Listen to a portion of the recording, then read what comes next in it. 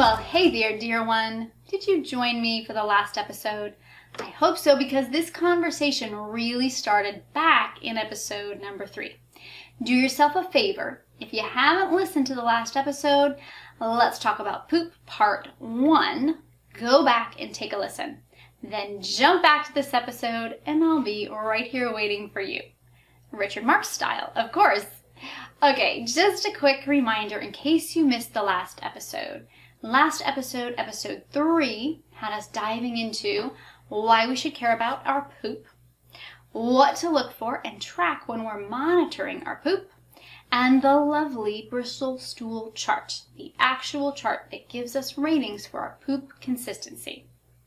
We spent a lot of time just getting really comfortable with the idea of talking about our poop, looking at our poop, thinking about our poop. So if you haven't had the chance to listen to that episode, go on back and I will be here when you come back to episode number 4. We ended part 1 of this 2-parter pondering the question, is there something better out there than the BSC? Is there a problem with always relying so heavily on the BSC? Let's go ahead and answer that question now. Remember Jenny. Jenny from our part 1 episode in the Let's Talk About Poop episode part 1. Jenny's my client who, for all intents and purposes, was living a pretty symptom-free life. But Jenny couldn't enjoy that life or even believe it existed because she wasn't having the perfect poop. I'd heard about this same belief pattern from other ladies besides Jenny. Moms having trouble seeing beyond the Bristol Stool Chart. It was a head scratcher for me, a problem I really felt that I needed to solve. And trying to make up for this challenge, I recently developed my own poop indicator. It's not a replacement for the BSC. Definitely not. I'm not claiming that what I've developed is better than what they've developed, but it's a poop indicator nonetheless, and one that I think can go hand in hand nicely with the Bristol Stool Chart, so we really can know if we're out of the IBD woods. So what's even better than the BSC alone? Well, the Bristol Stool Chart with the 7 different types of poop ranging from those little marbly pebbles at the number 1 side, going through the sausage style poop at the number 4, and moving its way down the chart with liquid poop at number 7. This chart isn't without its limitations, and I saw this affecting too many of my clients. I recently decided to create my own mom-friendly acronym, because what mom doesn't love an acronym? This is my acronym, Be Aware. You know acronyms, where the letters of the word stand for something? I'm making up acronyms all the time for my 5th grader to help him understand some sort of school-related concept or to study for a test. I love acronyms when it comes to remembering something. So I thought Be Aware might work because it would help all of us be aware of what to look for when it comes to poop on more of an individual and a personal level. So this acronym goes like this. First up is B. The B, the first letter in Be Aware stands for base. Base your thoughts about your poop on more than food. I mentioned this in the last episode too, but your poop is about more than just what you eat. Yes, the food you eat definitely affects what your poop looks like, but remember, it isn't all about poop. There's stress and anxiety levels, depression, other mood challenges, hormones, and sleep. There is so many other factors that can come into play here. So definitely we want to be looking at some of those other factors as well. The Bristol Stool Chart doesn't really let us focus on the why behind what our poop looks like. But as moms, we're always curious about the why, which is why the first letter of this acronym is fitting for us to consider. E. The E in Be Aware stands for extremes. Extremes on the Bristol Stool Chart means that something might not be quite right. We've talked about the poop stages in the middle of the Bristol Stool Chart being more common, but the number 1 poop, where you have those tiny pebbles, almost marble-like And then it goes all the way to the number 7 on the chart, where your poop is pure liquid in the toilet. These are what we call the outliers, the extremes, and you'll definitely want to talk to your doctor about these different poop levels. Remember, there's so much that can be done to help your IBD symptoms. Whether you choose to use food, making lifestyle changes, finding mindset techniques that work, or medication when you need it. You know I love a good integrative approach when it comes to helping you with IBD. Whatever works, mom friend. No judgment, whatever works. So talk to your provider, work with him or her on what to do for what's best for your IBD healing journey. When it comes to those outliers, the 1 or the 7, it's definitely worth talking to your doctor about. That A in Be Aware stands for always look. Always look in the toilet. It's not enough to look once a week or even once a day. You know as well as I do that your first poop of the day can look much different from the second and the third and so on. It's about looking for patterns, not just one poop, Always look. The W in Be Aware stands for what? What's your normal? Remember that the poop that's normal for you isn't necessarily the poop that's normal for me, or your spouse, your neighbor, your friend with IBD even. Follow your poop patterns over time, and it will help you figure out what's your normal, what's normal for you. Next we have A, the letter A, the second A in the word Be Aware, our acronym here. The A stands for avoid. Avoid unnecessarily stressing about your poop. Remember my client Jenny? She is the perfect example of someone who is stressing about her poop. I know this is tough. I really do. I know it's tough. If you're going 20 times a day, that's stressful. And there's bound to be some necessary stress behind that challenge. Remember though that stress, any kind of stress, is going to have a negative impact on your poop. The gut-brain connection is so strong. Our thoughts affect our gut, and our gut response in turn affects our poop.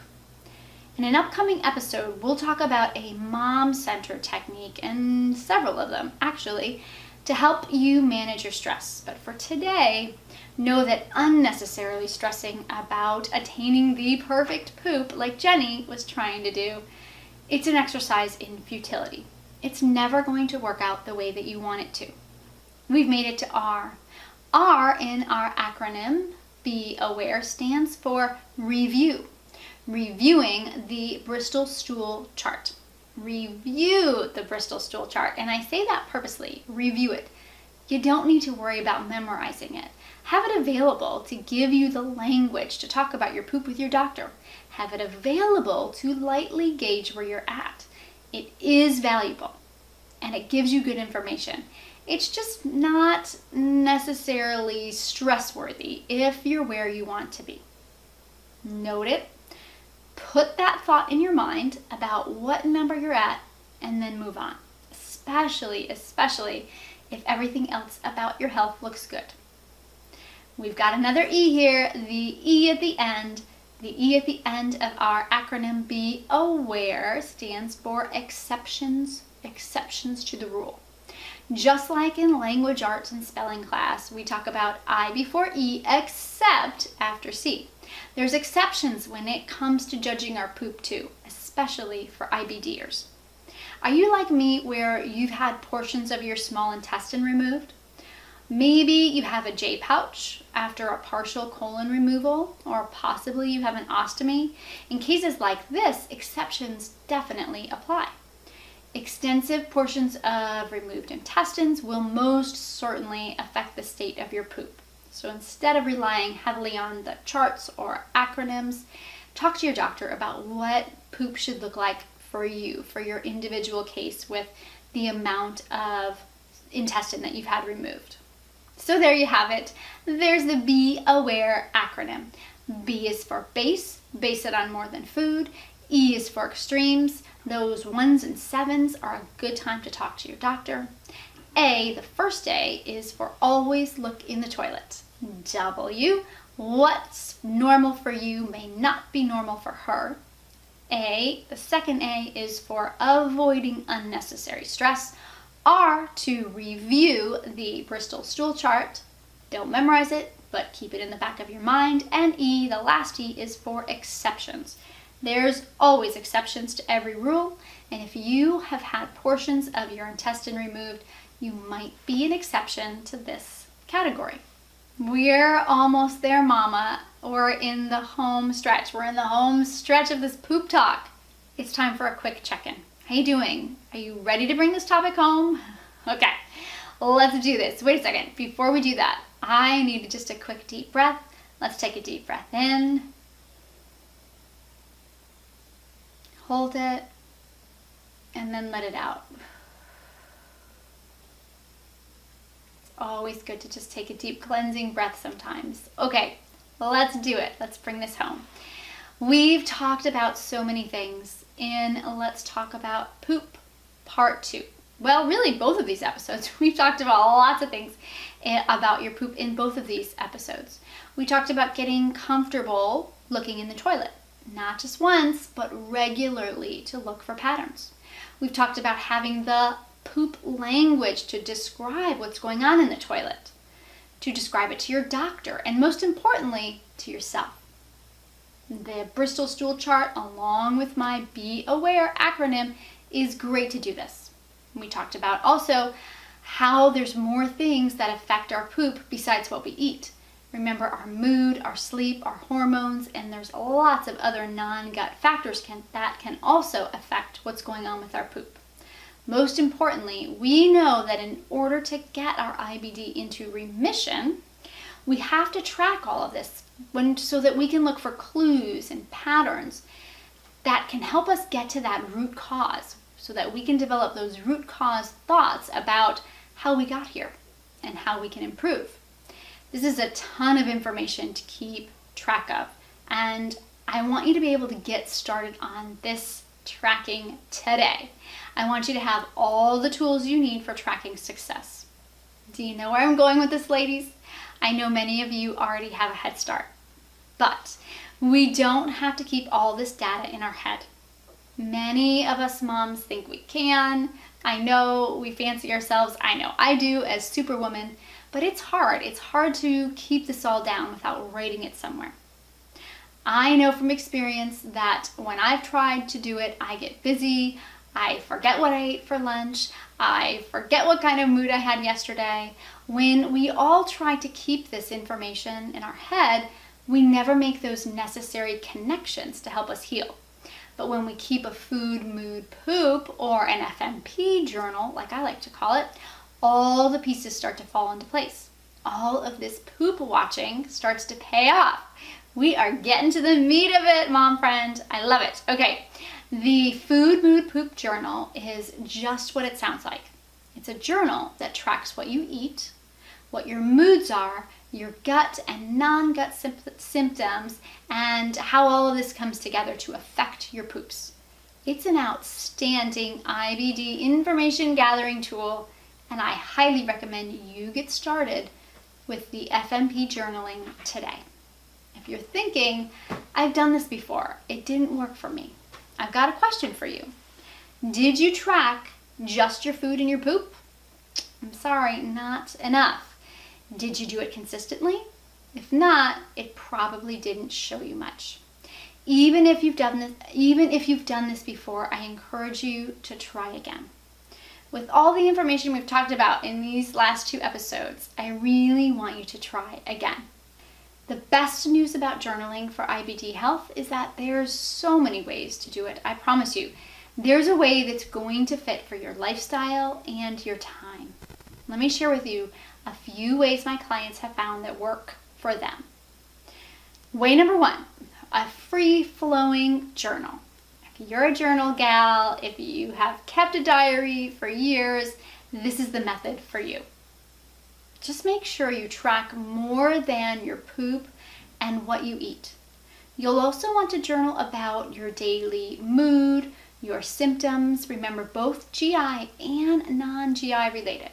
For example, My free form journal entry might say something like, for breakfast, I had 2 sunny side up eggs fried in butter, 1 blueberry muffin, and then you might, if it's a store-bought muffin, you might want to include the brand. For example, you could say Udi's brand, gluten-free, a cup of black tea, and then you might say something like, felt tired, restless night's sleep, had a headache before breakfast, perked up after eating, something like that. You could even say, headache went away, but felt some bloating, had some gas after eating, ran to the bathroom to poop a couple hours later. And then you would probably describe your poop. Poop was light brown, BSC number 6. See how that comes in handy? The VSC is great. Saw bits of food in the toilet. And then you might add a note saying something like, wondered if the milk I put in the eggs bothered me. There were bits of blueberry in the toilet. Something like that. See how that free-flowing journal might look? Remember, no one but you is looking at this journal. So make a free-flowing journal, or it could be a bullet pointy journal, whatever works for you, just as long as you can read it and it makes sense to you. That's all that matters with this type of food, mood, poop tracking. Okay, moving on to another way you might want to try this out, food, mood, poop journaling. Another way to do it is to do it on your phone. If you have your phone attached to you all the time, use the notes section in your phone. If you like the free-flowing journal kind of way, the one that I just mentioned, but you don't really feel like writing things out all the time, how about the Notes app in your phone? It's perfect for this. Or there's another notes app that I really like. It's called Evernote. I'll put a link for that in the show notes. So whatever works for you, but you're going to do the same type of information here. Your food that you're eating, your mood, your GI and non-GI symptoms, and your poop, of course, using the language that the Bristol Stool Chart gives you, along with your thoughts centered around the Be Aware acronym. So same kind of thing as the free-flowing journal, but instead of doing it on paper, pen and paper style, this one's going to go directly in your phone, wherever you keep notes. Way number three to use the food, mood, poop journaling. If you want to take your cell phone to a whole new level, a little bit different than the one used in number 2, you can do some IBD tracking with a video selfie. If you're a selfie girl, you know who you are. If you love a selfie, if you are making videos all the time anyway, why not put your food, mood, poop journal right in the mix? Follow the same format from the past 2 ideas, but you're going to do this one in a video format. Save your videos on your phone. Maybe you could even do a summary at the end of the day, and it will help you keep track of patterns that emerge. Just be sure that you go back and watch it so that you can see what those patterns are. Okay, we've made it to number 4, and this is the last one. This is the last way, and this is the way that I do it. It works for me, and it's kind of a cross between the written word and a more simpler form of journaling. It's my very own food, mood, poop journal. It's a print-outable, fill-outable PDF with the symptoms that you can just circle, both non-GI and GI symptoms. You can just circle what's going on. There's also smiley and sad faces that you can circle for your mood. There's also sections for you to write down what you're eating. It's the method all my clients start with on day 1. Yep, all my clients start with food, mood, poop journaling as well, and it's amazing. It's amazing to see the connections that they can begin to make when they start out. Since it's my goal for you to be awesomely successful here with the food, mood, poop journaling, I'm going to give you my journaling system for free. Maybe it's the best method for you, maybe not, maybe there was one of the other methods that I mentioned that sounds better to you, but not knowing how to start this journaling thing, it's definitely not going to stand in your way of getting started with this FMP journaling. Not on my watch. If you want to get your hands on my Food Mood Poop journal system, the one that I use with all my clients, all you have to do is click on the Food Mood Poop journal link. It's in the episode notes, and voila, it's yours. If you don't have the notes or you don't know how to get to the notes, you can also go to KarenHaley.com/journal. That's Karen Haley, KarenHaley/journal. You can also get your copy of the Food Mood Poop journal there as well. Also, it'll be in the show notes. So go ahead, get it, voila, it's yours, and whatever method works for you, you can go ahead and get started. So, did you pick the best Food Mood Poop journaling method for you? Are you ready to get started today? You can do this, Mama. I believe in you. I know you can, and I'm here if you get stuck along the way. Always feel free to email me if you're stuck. hello@KarenHaley.com. I'm here to answer your journaling questions anytime. Phew! What a whirlwind of poop-filled info on both of these episodes. How many times do you think I said the word poop in this episode? I don't even think I could count. Can you imagine if it was a drinking game? I don't even want to think about that. How did you do? Did we get you all comfy and cozy with thinking about and talking about your poop? Did we take away some of the stigma attached to talking about it openly? I hope so. It's vital for us to go there. I know it's uncomfortable, but we really had to do it. And if you can't think of anyone who is willing to go there with you, if you need to talk it through, I'm always happy to go there. In the name of IBD remission, I will go there with you. I'll go there with you, mom friend. With all of this info that you have from today's episode, it's time for a poop challenge. Remember the poop challenge I spoke about way at the top of this podcast? Of course, it's a poop-related challenge. I'm going to take it myself, and I hope you'll take it with me. My challenge to you is this. Find the Bristol Stool Chart in the show notes. That's from the day before. They're in the show notes for Let's Talk About Poop Part 1, or you can Google it and you can find your own. But go ahead and find the Bristol Stool Chart and print it out. Then, for the next 3 days, make a promise and commit to yourself to look in the toilet bowl every time you go number 2. Take a quick peek. You can do it. I know you can do it. For the next 3 days, I'm going to be doing it too, right along with you. I know you might think it's second nature to me at this point, but I forget too. So this is my reminder as well. And if you do print out your very own copy of the Bristol Stool Chart and you do check in the toilet bowl for 3 days right along with me, I want to support you. I want to cheer for you. I want to support your efforts. So if you do it, if you participate in the Check Your Poop Challenge for 3 days in a row, I want you to let me know. If you're listening to this podcast on iTunes or other platforms like Stitcher, you might not know that the Cheeky Podcast for Moms also airs on YouTube. And if you're watching this on YouTube, you already know that. Either way, if you take the bold, badass mama move and complete the 3-day poop challenge, I want you to let me know in the YouTube comments for this video. This episode title is Let's Talk About Poop Part 2. It's on my YouTube channel at IBD Health Coach. There's a link for it in the show notes. It'll take you right there. When you arrive on the episode, if you write Cheeky in the comments, that's Cheeky like the podcast, CHEEKY, I'll know exactly what you mean and I'll be cheering right by your side. It's our little secret code to each other to support each other in poop health, in IBD health, and to know that we're taking big, bright, bold steps to help our IBD heal every day.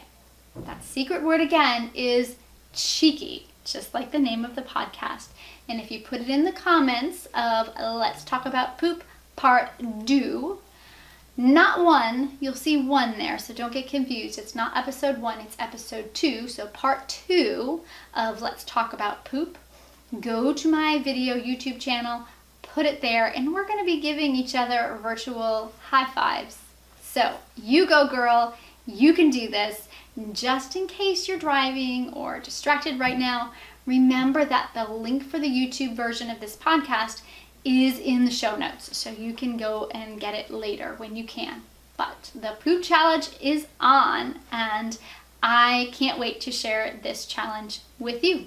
All right, poop challenge thrown down. Last but definitely not least, we've got to talk about how you can take all this awesome poop information from today and from the previous episode and do it like only a mom can. So how can you take your poop knowledge and do it like a mom? You can share this poop information with your kids. It's that simple. With information this good, we can't keep it to ourselves. We've got to support our kids with it too. Whether they have gut challenges or not, everyone needs to get comfortable talking about their poop. I swear, teaching my kids about the Bristol Stool Chart and giving them the language to get comfortable talking about their poop, it's one of the best things I've ever done as a mom. By saying to me something like, "Hey mom, my poop's at number 6, I can quickly get out the magnesium or push the salads and get their guts back on track." And when 2 of my kids one time said to me on the same day, "Mom, I'm at a number 1, I could quickly deduce that there must be a stomach bug going around the house." I got them quarantined, pushed the probiotics, got some bone broth in their system, and we got that gut bug under control fast. Imagine the power and comfort level it will give your kids to get knowledgeable and comfortable talking and thinking about their poop. It's priceless, and it's a gift that will benefit them for a lifetime. We talk about all these gifts that we give our kids, all the wisdom that we pass down, but we never think about helping them know the language for their poop. This is information that will help them throughout their whole lives, no matter what name you call it in your home. All right, as we wrap up this episode, I want to mention one last time, don't forget to get your hands on the free resource, the Food, Mood, Poop Journal. That will help you get started right away on your journaling. No matter what method you choose, definitely try to get started on that because it's really going to help you start to look for those patterns and see what's going on with your poop.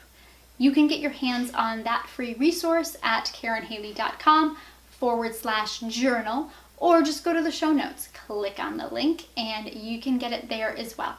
All right, Mama, you made it. You made it through these couple episodes of a very uncomfortable, not much talked about conversation, but one that is just so needed, one that we just had to have. Enjoy the rest of your day. Enjoy the rest of your night.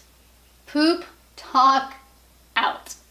At least until the next time, she said with a wink.